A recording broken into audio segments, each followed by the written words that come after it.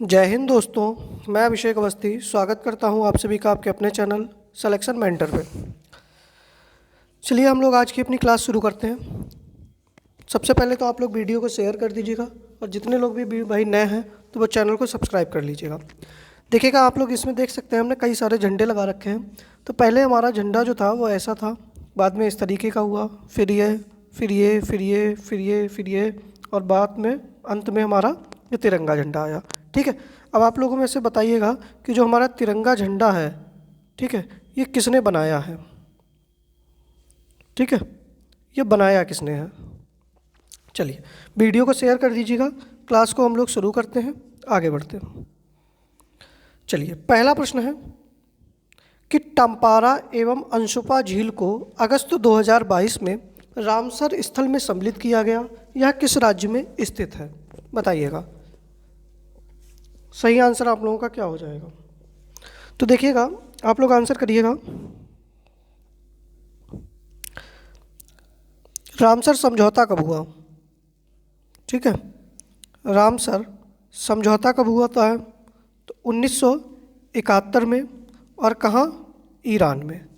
ठीक है, लेकिन ये रामसर समझौता प्रभावी कब से होता है? तो प्रभावी होता है 1975 से।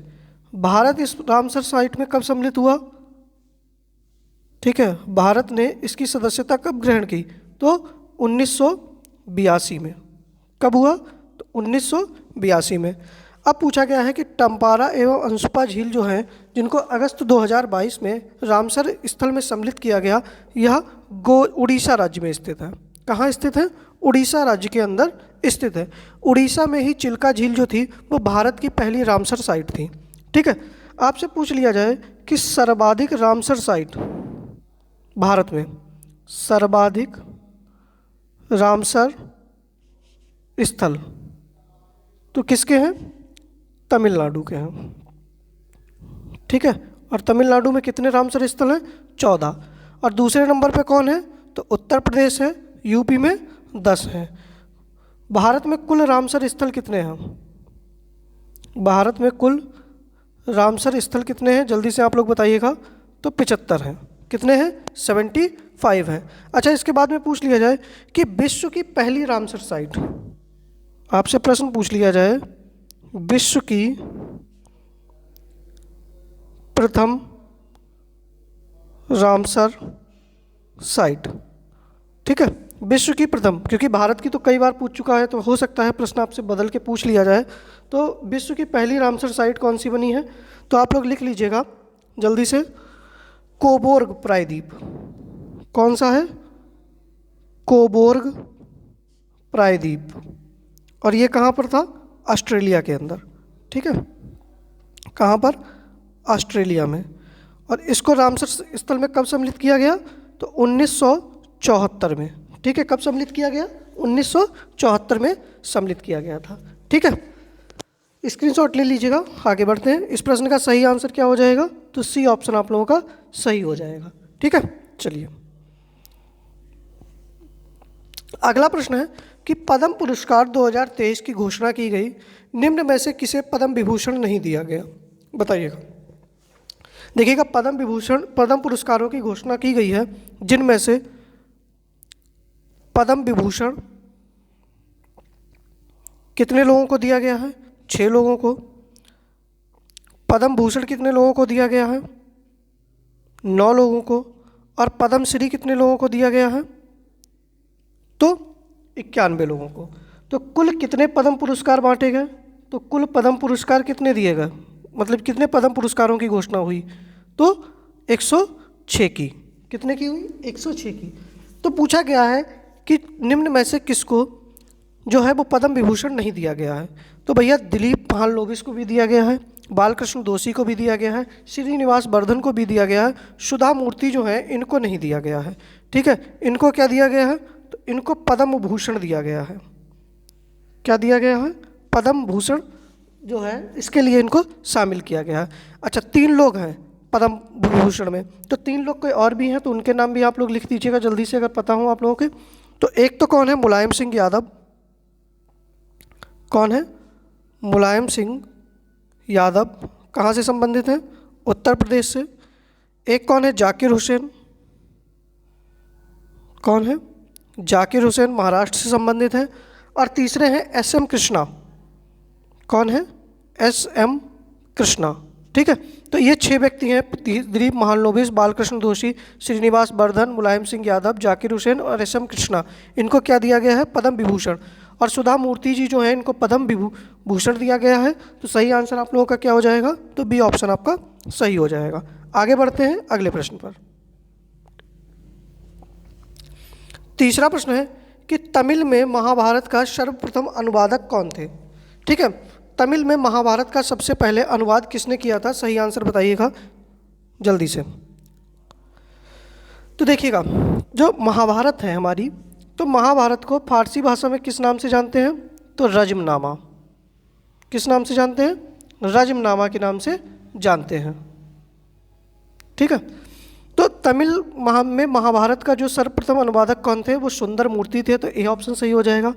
काली प्रसन्न सिंह जो थे, इन्होंने बंगाली भाषा में, किसमें, बंगाली भाषा में क्या किया था, अनुवाद किया था, किसका, महाभारत का।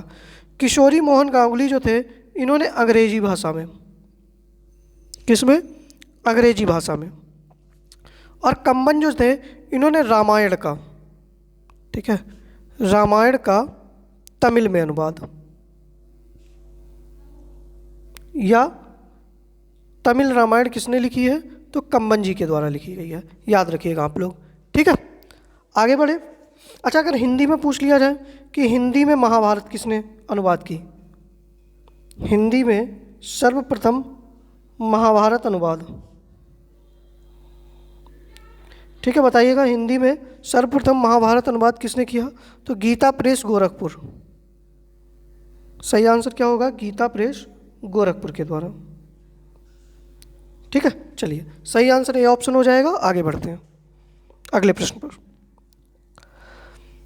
अगला है कि पलामू किसके लिए प्रसिद्ध है। तो सबसे पहले तो आप लोग बताइएगा पलामू कहाँ पर है, तो झारखंड में है।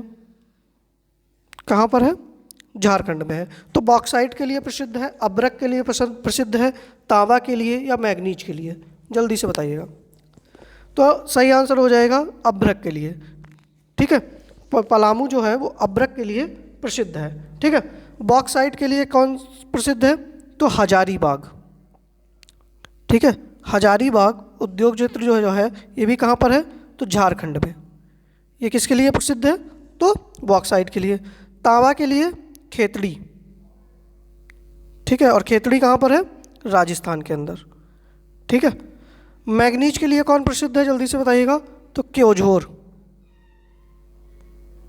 कौन प्रसिद्ध है, क्योंझोर, और ये कहाँ पर है, उड़ीसा के अंदर है।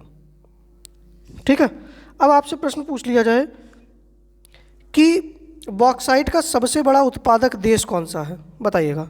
तो बॉक्साइट का सबसे बड़ा उत्पादक देश जो है वो कौन सा है, ऑस्ट्रेलिया है। अब्रक का कौन है, माइका का भारत है। तांबा का कौन है, तो चिली है। और मैग्नीज का आप लोग जल्दी से बताइएगा कि मैग्नीज का सबसे बड़ा उत्पादक देश कौन सा है। अगर किसी को पता हो तो कमेंट बॉक्स में बताइएगा। तो सही आंसर हो जाएगा दक्षिण अफ्रीका। क्या हो जाएगा, दक्षिण अफ्रीका हो जाएगा। ठीक है, चलिए आगे बढ़ते हैं, स्क्रीनशॉट लीजिएगा अगले प्रश्न पर। बी ऑप्शन सही है। पांचवा प्रश्न है कि सर्वोच्च न्यायालय एक अभिलेख न्यायालय होगा या किस अनुच्छेद में है। अनुच्छेद 213, अनुच्छेद 148, अनुच्छेद 233, अनुच्छेद 129। तो देखिएगा, पहली बात तो सर्वोच्च न्यायालय का गठन किस में है, तो सर्वोच्च न्यायालय का गठन जो है तो सही आंसर क्या हो जाएगा, तो अनुच्छेद 124 में है। सर्वोच्च न्यायालय का गठन जो है वह अनुच्छेद 124 में है। और सर्वोच्च न्यायालय एक अभिलेख न्यायालय होगा, इसका वर्णन कहाँ पर है, तो अनुच्छेद 129 में है। अनुच्छेद 213 किससे संबंधित है, तो राज्यपाल की अध्यादेश शक्ति,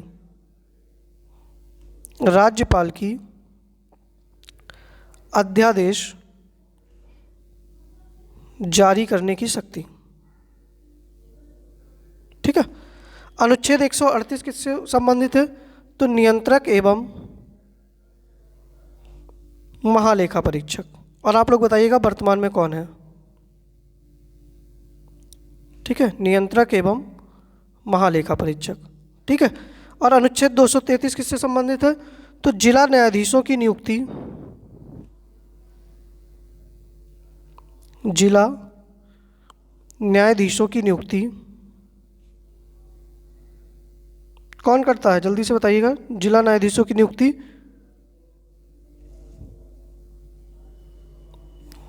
राज्यपाल द्वारा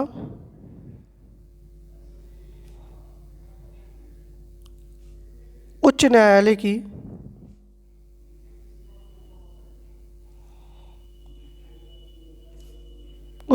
के परामर्श से। ठीक है, याद रखिएगा आप लोग। सही आंसर डी ऑप्शन हो जाएगा। स्क्रीनशॉट लीजिएगा, आगे बढ़ते हैं। देखिएगा, आप लोग टेलीग्राम चैनल से जुड़ जाइएगा। जितने भी आंसर करा रहे हैं सबके सब आप लोगों को बिल्कुल टेलीग्राम पे पूरी PDF विद आंसर आप लोगों को सभी मिल जाएगी। ठीक है, विश्व टेलीविज़न दिवस जो है वह कब मनाया जाता है? 13 फरवरी, 2 दिसंबर, 21 नवंबर या 11 मई? बताइएगा।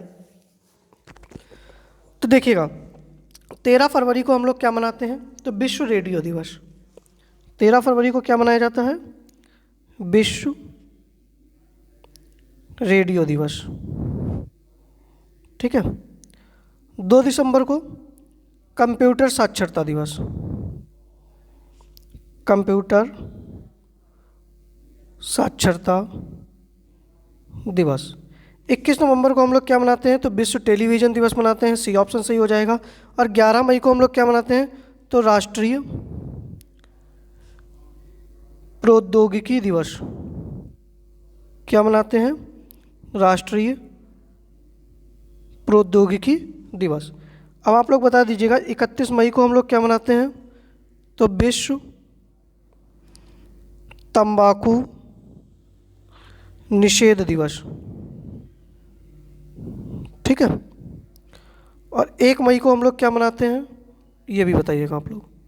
ठीक है, तो सही आंसर सी ऑप्शन हो जाएगा। आगे बढ़ते हैं। अगला प्रश्न है कि 1857 का विद्रोह यह एक पूर्णतया सिपाही विद्रोह था। यह कथन किसका है? BD सावरकर का है, डिजरायली का है, जॉन लॉरेंस एवं सीले का है या TR होम्स का है? जल्दी से बताइएगा। सही आंसर आप लोगों का क्या हो जाएगा? सही आंसर क्या हो जाएगा? तो देखिएगा, जब 1857 का विद्रोह होता है तो भारत का गवर्नर जनरल कौन होता है? तब भारत का गवर्नर जनरल कौन होता है?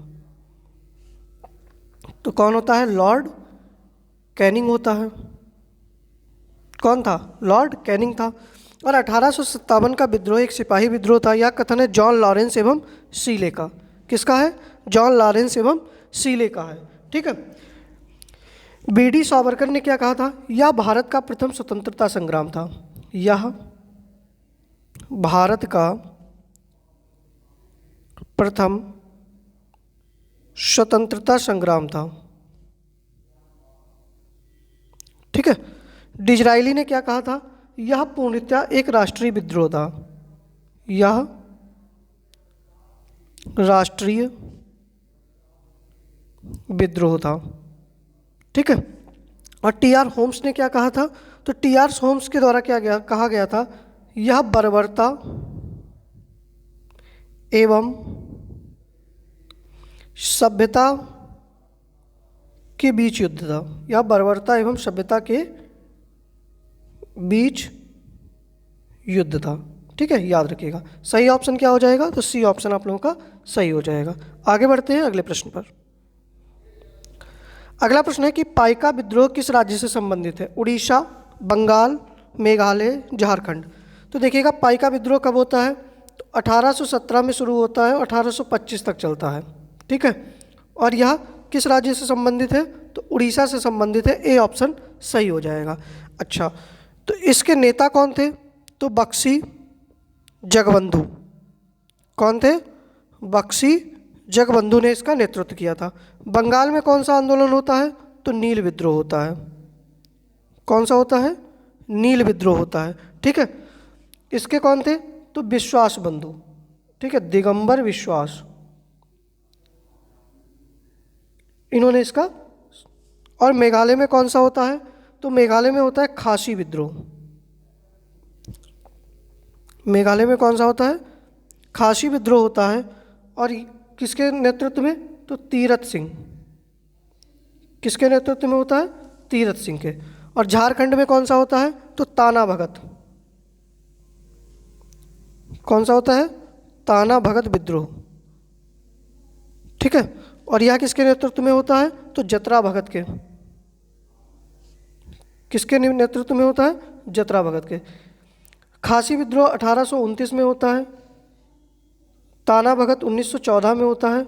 अच्छा, बहुत पूछा जाता है कि मोपला विद्रोह, ठीक है, मोपला विद्रोह, तो यह कहाँ से संबंधित है? केरल से संबंधित है। और कब होता है? तो 1921 में। ठीक है, याद रखिएगा। सही आंसर ए ऑप्शन हो जाएगा। आगे बढ़ते हैं अगले प्रश्न पर। अगला प्रश्न है कि नमस्ते योजना सामाजिक न्याय एवं अधिकारिता मंत्रालय के साथ किस मंत्रालय ने शुरू की? तो देखिएगा, नमस्ते योजना जो थी इसका उद्देश्य क्या था? तो यह सफाई कर्मियों से संबंधित थी। किससे संबंधित थी? सफाई कर्मियों से। ठीक है, उनको क्या करना था? जो सफाई कर्मियों थे उनकी सुरक्षा से संबंधित थी। अब देखिएगा, तो किसके साथ में मिलकर शुरू हुई है?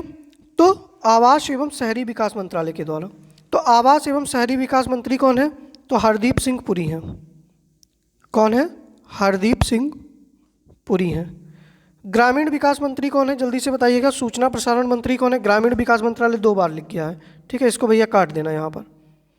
ठीक है, तो ग्रामीण विकास मंत्रालय कौन है? गिरिराज सिंह। कौन है? गिरिराज सिंह। सूचना एवं प्रसारण मंत्री कौन है? अनुराग ठाकुर।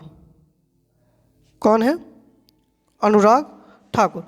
अब आप लोग बताइएगा, सामाजिक न्याय एवं अधिकारिता मंत्रालय किसके पास में है? सामाजिक न्याय एवं अधिकारिता मंत्रालय किसके पास में है? तो डॉक्टर बीरेंद्र सिंह। किसके पास में है? डॉक्टर बीरेंद्र सिंह इसके मंत्री हैं, याद रखिएगा आप लोग। आगे बढ़ते हैं अगले प्रश्न पर। बीरेंद्र कुमार।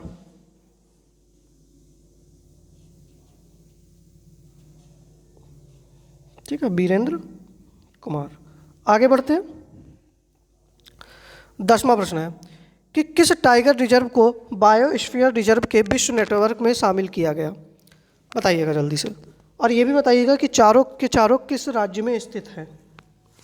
तो देखिएगा, रानीपुर टाइगर रिजर्व उत्तर प्रदेश में है। और उत्तर प्रदेश में भी कहाँ पर? चित्रकूट में। और ये कैसा है? तो 54वां टाइगर रिजर्व है। ठीक है। वाल्मीकि टाइगर रिजर्व कहाँ पर है? तो बिहार में है। पन्ना टाइगर रिजर्व कहाँ पर है? तो मध्य प्रदेश में है। और दुर्गावती टाइगर रिजर्व कहाँ पर है? तो यह भी मध्य प्रदेश में है। और किस टाइगर रिजर्व को बायोस्फीयर रिजर्व के विश्व नेटवर्क में शामिल किया गया है? तो पन्ना टाइगर रिजर्व को शामिल किया गया है। तो सही आंसर क्या हो जाएगा? सी ऑप्शन आप लोगों का सही हो जाएगा। ठीक है, चलिए आगे बढ़ते हैं अगले प्रश्न पर। 11वां प्रश्न है कि संविधान सभा की अंतिम बैठक कब हुई? 26 जनवरी 1950, 24 जनवरी 1950, 29 अगस्त 1947, 11 दिसंबर 1946। तो देखिएगा, संविधान सभा की प्रथम बैठक कब होती है? अरे चलिए पहले इसका प्रश्न का सही आंसर देखते हैं। 24 जनवरी 1950 को। ठीक है, और इसी दिन क्या होता है कि भारत का राष्ट्रपति चुन लिया जाता है। क्या चुन लिया जाता है? अंतिम बैठक वाले दिन राष्ट्रपति चुना जाता है। और कौन? डॉक्टर राजेंद्र प्रसाद को। ठीक है, 26 जनवरी 1950 को क्या होता है? संविधान लागू। ठीक है, क्या होता है? संविधान लागू। 29 अगस्त 1947 को क्या होता है? प्रारूप समिति बनती है। ठीक है, प्रारूप समिति का गठन। 11 दिसंबर 1946 को संविधान सभा की दूसरी बैठक होती है, जिसमें स्थायी अध्यक्ष किसको चुना जाता है? तो राजेंद्र प्रसाद को। ठीक है, ये दूसरी बैठक। और पहली बैठक 9 दिसंबर 1946।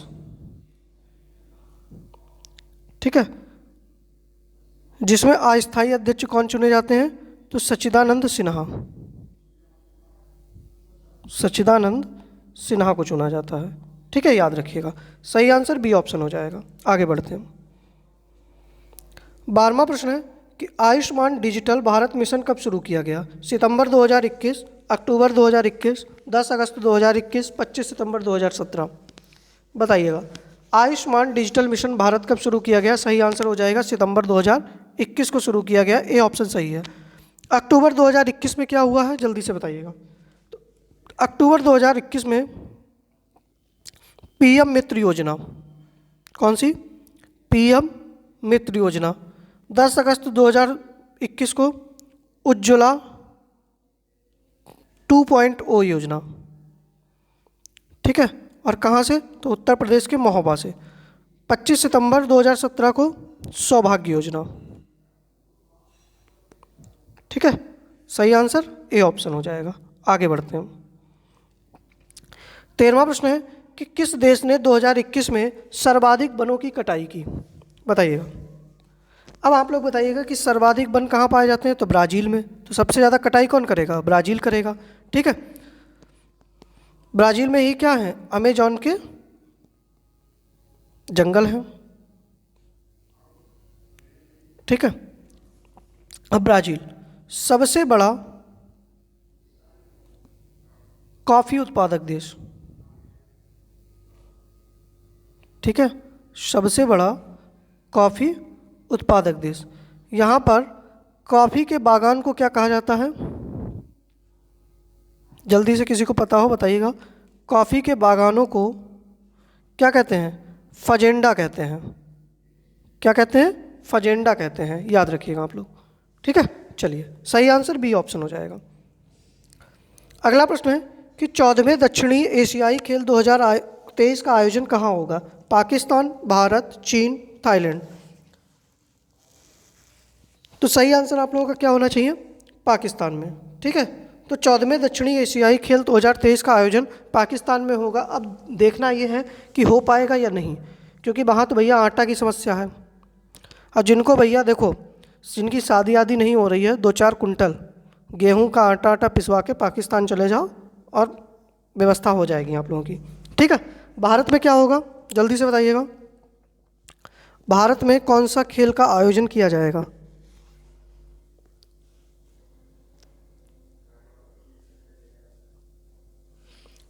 चलिए बताते हैं। महिला एशियाई फुटबॉल कप, महिला एशियाई फुटबॉल कप। चीन में क्या होगा? तो विश्व भारोत्तोलन चैंपियनशिप, विश्व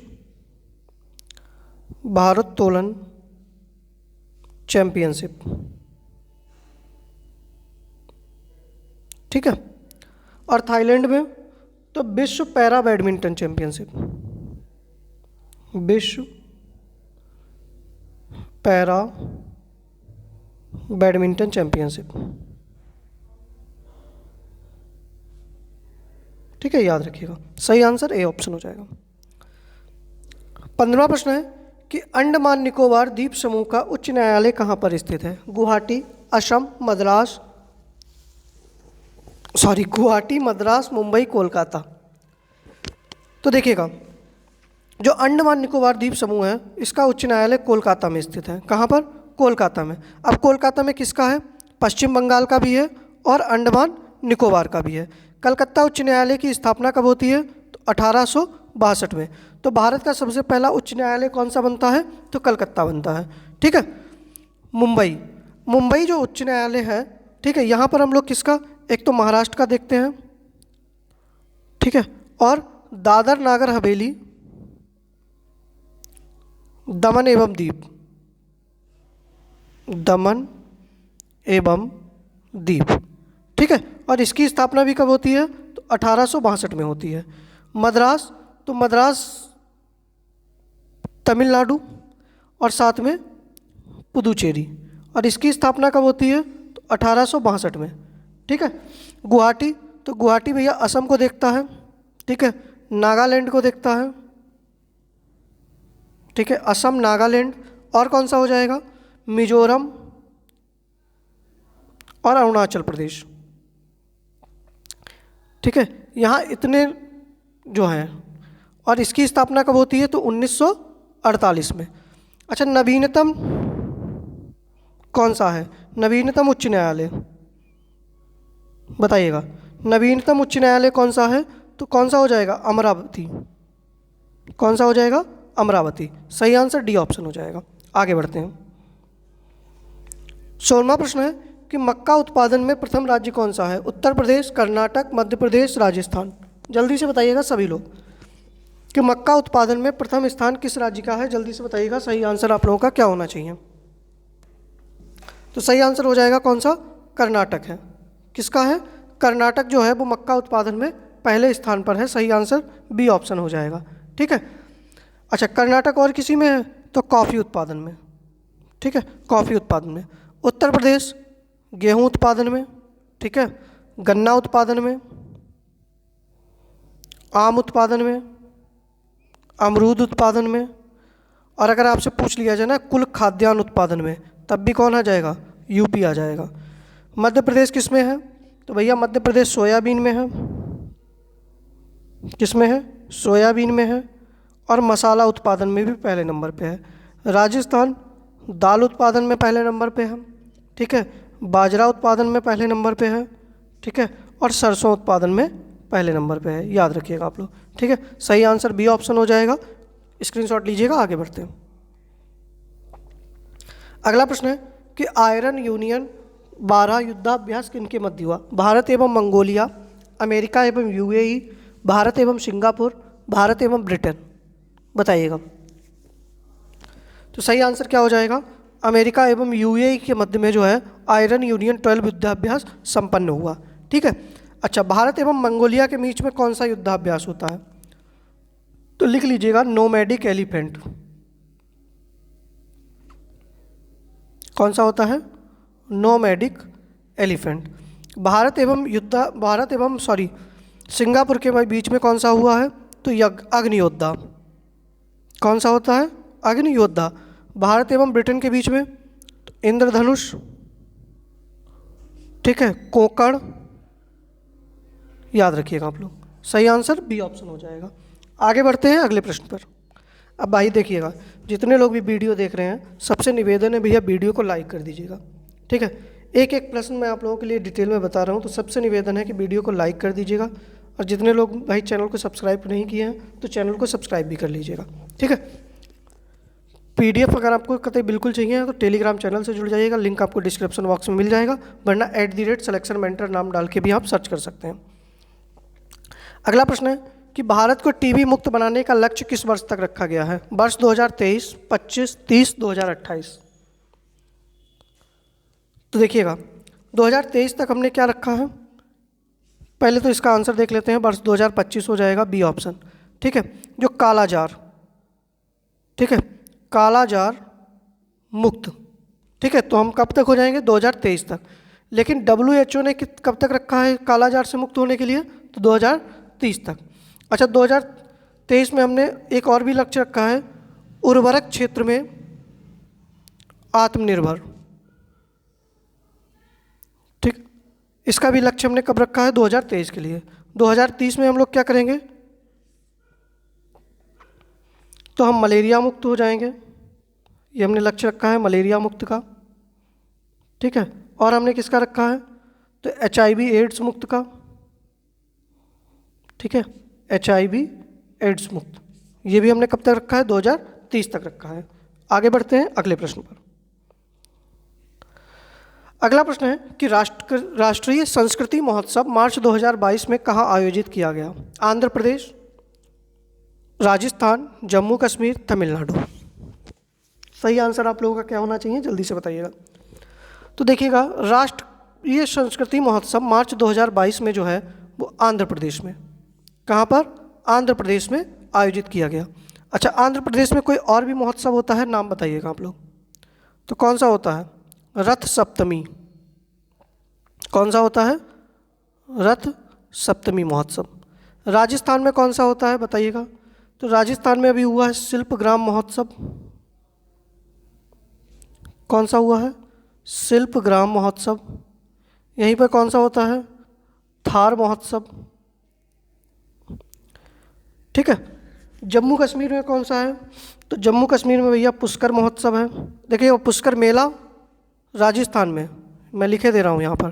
ठीक है, पुष्कर मेला पूछा जाए तब आप राजस्थान, लेकिन पुष्कर महोत्सव पूछा जाए तो जम्मू कश्मीर। ठीक है। अहरबल महोत्सव। ठीक है। और कौन सा हो जाएगा? हैरात पर्व। कौन सा हो जाएगा? हैरात पर्व। ठीक है, ये सब कहाँ पर है? तो जम्मू कश्मीर में। तमिलनाडु में जलीकट्टू। कौन सा हो जाएगा? जलीकट्टू। और भी कोई है? तो आदिपुरम महोत्सव भी कहाँ मनाया जाता है? तमिलनाडु के अंदर। ठीक है, याद रखिएगा आप लोग। सही आंसर ए ऑप्शन हो जाएगा। आगे बढ़ते हैं अंतिम प्रश्न की तरफ। देखिए ये प्रश्न आप लोगों के लिए होमवर्क है कि विकिपीडिया के संस्थापक कौन है। ये आप लोग जरा जो है कमेंट बॉक्स में बताइएगा। अगर देखिएगा आप लोगों को वीडियो पसंद आ रही है तब आप लोग कमेंट बॉक्स में एक अच्छा सा कमेंट कर दीजिएगा, और वीडियो को आप लोग अधिक से अधिक शेयर करिएगा। जिन लोगों ने चैनल को सब्सक्राइब नहीं किया है, चैनल को सब्सक्राइब कर लीजिएगा। पीडीएफ के लिए आप लोग हमारे टेलीग्राम चैनल @selection mentor, बीच में स्पेस नहीं देना है और R 2 बार है। ठीक है, इससे जुड़ सकते हैं। ठीक है, बाकी हम लोग मिलते हैं कल शाम को अपनी नेक्स्ट क्लास में। ठीक है, बहुत बहुत धन्यवाद आप लोगों का। मिलते हैं कल। जय हिंद।